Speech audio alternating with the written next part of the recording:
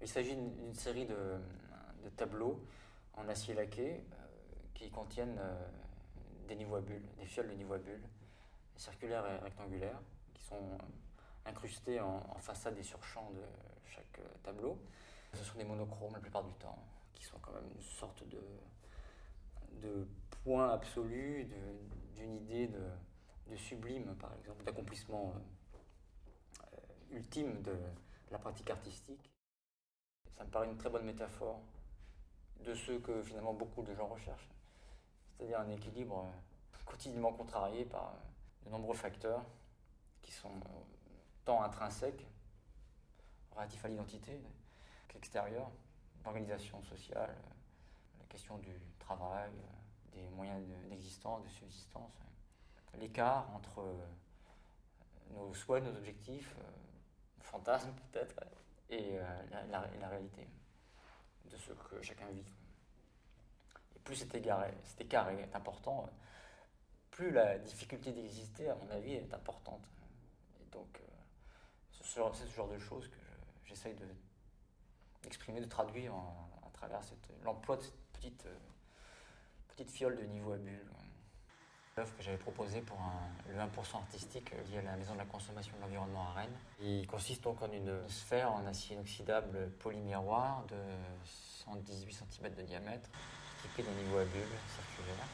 La sculpture est posée très près du bord du socle, comme si elle allait chuter, rouler de ce support. Et le niveau à bulles est orienté plutôt vers le bas. C'est une manière de répondre à un contexte s'agissant de consommation et d'environnement. C'est une question d'équilibre, de recherche d'équilibre. Pour le coup, menacée, parce que la consommation fait peser ce que l'on sait sur les ressources naturelles, la biosphère. Et le fait que l'œuvre soit en acier polymiroir, c'est une manière aussi en la regardant, on se voit dedans, et donc c'est une manière de nous renvoyer à notre responsabilité collective. J'ai démarré un herbier en fait. Au lieu d'utiliser des feuilles d'arbres ou de plantes, j'ai découpé dans des billets de banque des silhouettes de feuilles d'espèces dont l'appellation vernaculaire comporte le nom d'un pays ou d'une région. Parler du fait que tout est vu de plus en plus à travers le filtre de l'argent. Chercher une manière de traduire le dévoiement de la perception de la nature en fait, vers quelque chose de strictement monétaire, rentable, financier. Enfin. C'est venu aussi du fait qu'il fallait que je gagne ma vie. Et donc je trouvais assez drôle de travailler avec des billets de banque sur une perception comme ça de la nature et de l'argent pour des raisons financières. Et c'est cette dualité-là qui m'intéresse très souvent en fait, dans le travail. C'est comment arriver soit à échapper, soit à élaborer des tentatives pour échapper à des fonctionnements. Soit on n'y arrive pas, soit on expose ces mécanismes-là et on peut s'en moquer aussi en même temps.